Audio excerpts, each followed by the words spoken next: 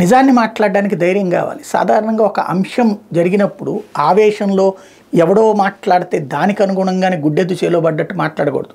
నేను అప్పుడు 2019 ఆ టైంలో తర్వాత మన నరేంద్ర మోడీ పంజాబ్కి వెళ్ళినప్పుడు, అప్పుడు కాంగ్రెస్ ప్రభుత్వం కదా 22కు ముందు, ఆ టైంలో నరేంద్ర మోడీ అక్కడికి వెళ్ళినప్పుడు ఒక ఫ్లైఓవర్ మీదన ఆపేశారు. కేవలం ఏడుగురు ఖలిస్తానీ రైతుల పేరుతో వచ్చి అడ్డుకుంటే వాళ్ళని క్లియర్ చేయాల్సిన పోలీసులు చేయలే.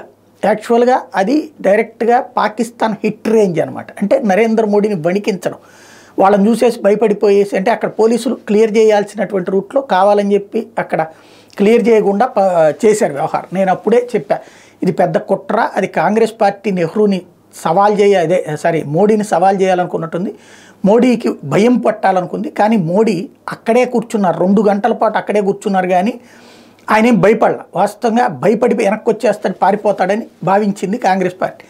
తీరా చూస్తే భయపడలేదు, అక్కడే ఉన్నాడు. 2 గంటల తర్వాత ఇక లోకల్ పోలీస్ సహకరించడం తెలిసాక వెనక్కి వెళ్ళిపోయారు.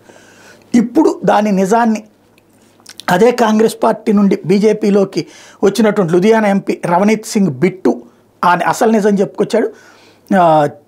ఎవరైతే చరణ్జిత్ సింగ్ చెన్ని కావాలని చెప్పి నరేంద్ర మోడీ సెక్యూరిటీని బ్రీచ్ చేశారు 2022లో, 15-20 ప్రొటెస్టర్లని అక్కడికి పంపించింది ఆయనే అన్నటువంటి నిజం అనేటువంటిది నిలకడ మీద తెలుస్తుంది. ఆ రోజు నేను ఆ వీడియో పోస్ట్ చేసినప్పుడు చాలామంది అప్పటికి మోడీ మీద విపరీతమైన ద్వేషంతో ఉన్నారు కాబట్టి దుర్భాషలాడినటువంటి వాళ్ళు ఉన్నారు.